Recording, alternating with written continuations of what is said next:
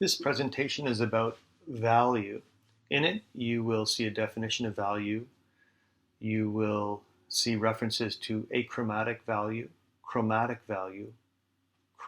grays, value range, low and high key values, closed and open value relationships, local value, directional paint handling, and a reference to atmospheric perspective.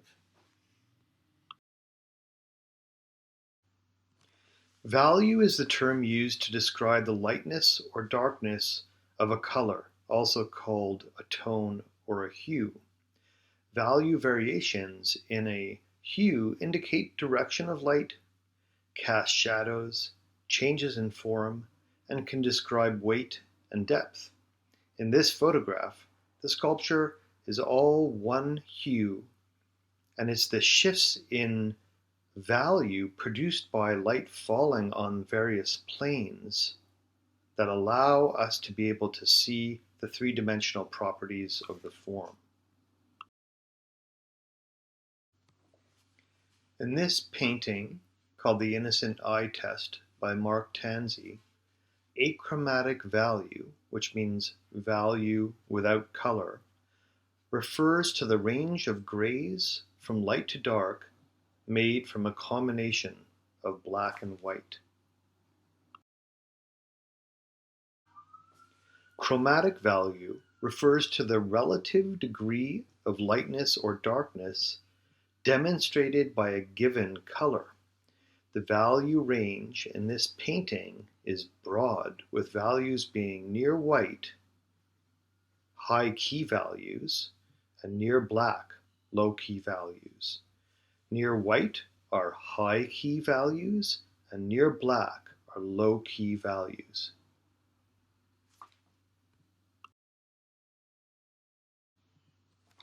This painting by David Campbell, using chromatic grays, meaning grays made by color, not black and white, chromatic grays, grays made by color, not black and white paint, has a limited value range, with all values being high key.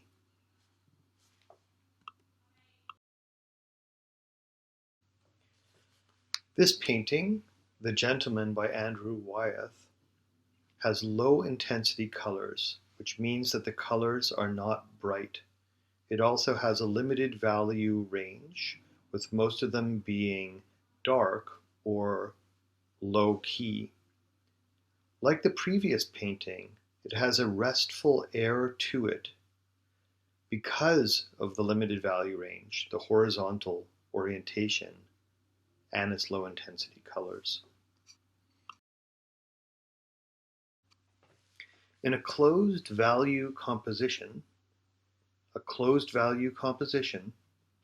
values are bound by the edges of shapes, as in the painting on the left by Pamela Sienna. Whereas in open value compositions, the values cross over shape boundaries into adjoining areas.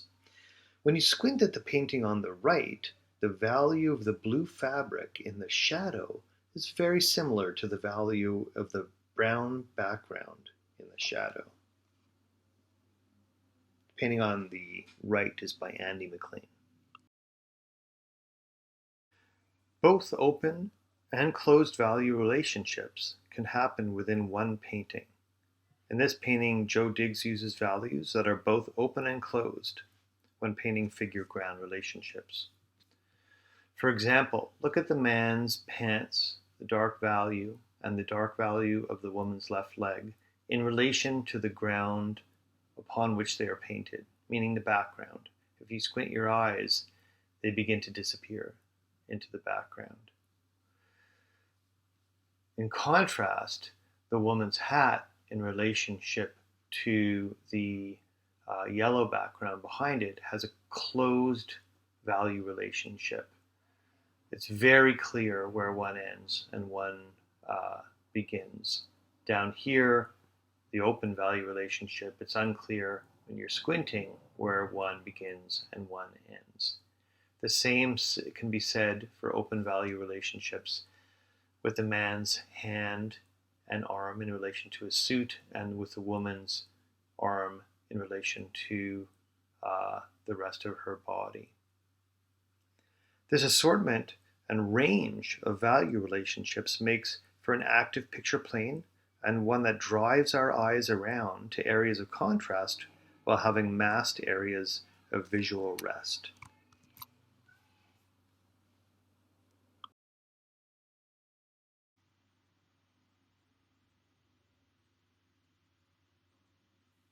The open value relationships are easier to see in a black and white image than in color, but we have to teach ourselves to recognize them in both, and we can do this by learning how to squint properly.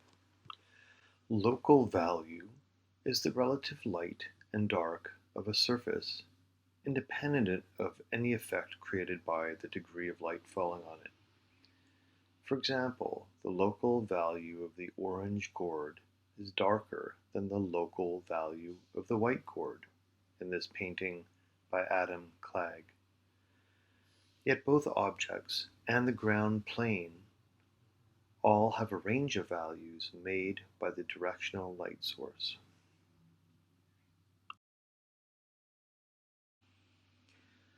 Dick Liu is an alla prima painter. That means painting wet into wet, all in one shot, who uses value and is brushed deftly. Notice the strong value differences that emphasize the three-dimensional properties of the subjects, but also how he applies the paint with changing directions of his brushstrokes. He follows the cross contour of the form as if he's painting a topographical map of his subject. Also, when the value changes, the brush often changes direction. This directional handling, along with assertive use of value, is one way that painters create a convincing illusion of volume.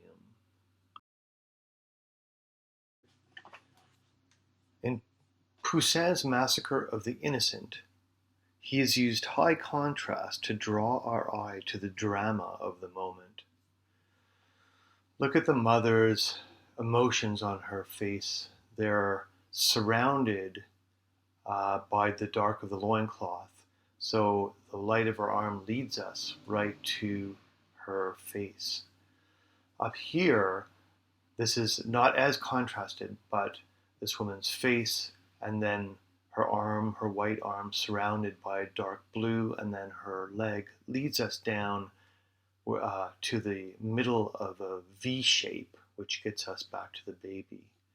And then on the left, this powerful dark column seems to mimic the swipe of the sword down towards the baby as well.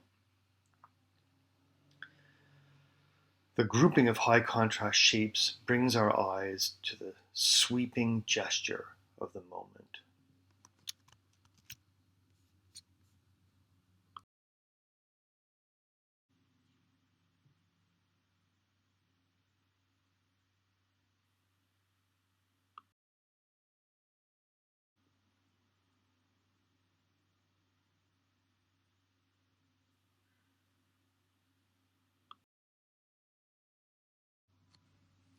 Ewan Uglow paints analytically and sensitively. He reduces the planes to simplified shapes, changing color, color temperature, and values as the planes turn. Look, for instance, at the arm of this model. The result is effective. He has a methodical brushstroke that responds to the changing direction of the forms, but the brushwork is similar throughout, unlike Dick Liu, who employs more variation in the brushwork. Both styles display personal marks of the experienced painter.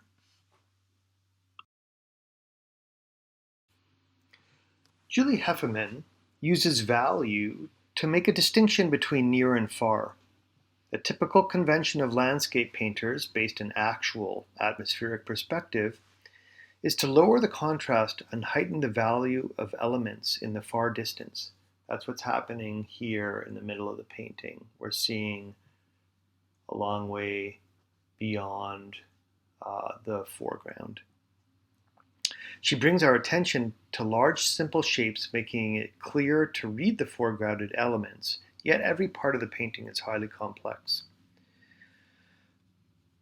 There's bold contrast between the figure and the ground. For the figure, the tree trunks in the foreground, and for the ball. We see those elements first, but on closer inspection, we discover all the supporting elements hidden in the trees and the cityscape below. The artist draws us in with strong value order and then keeps us interested as other parts of the painting reveal themselves slowly and subtly.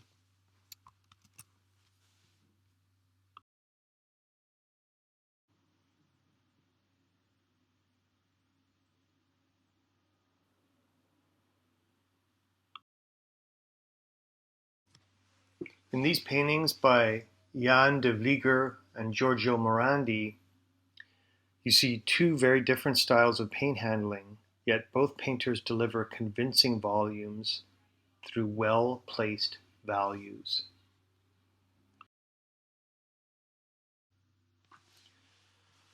For the demonstration of assignment number 1B, value study of a painting, remember to go to the Padlet that has the assignment text on it, along with other information.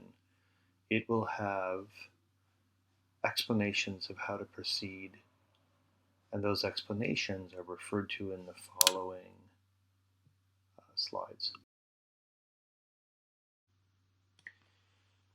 In this example, the Elmer Bischoff painting is being copied.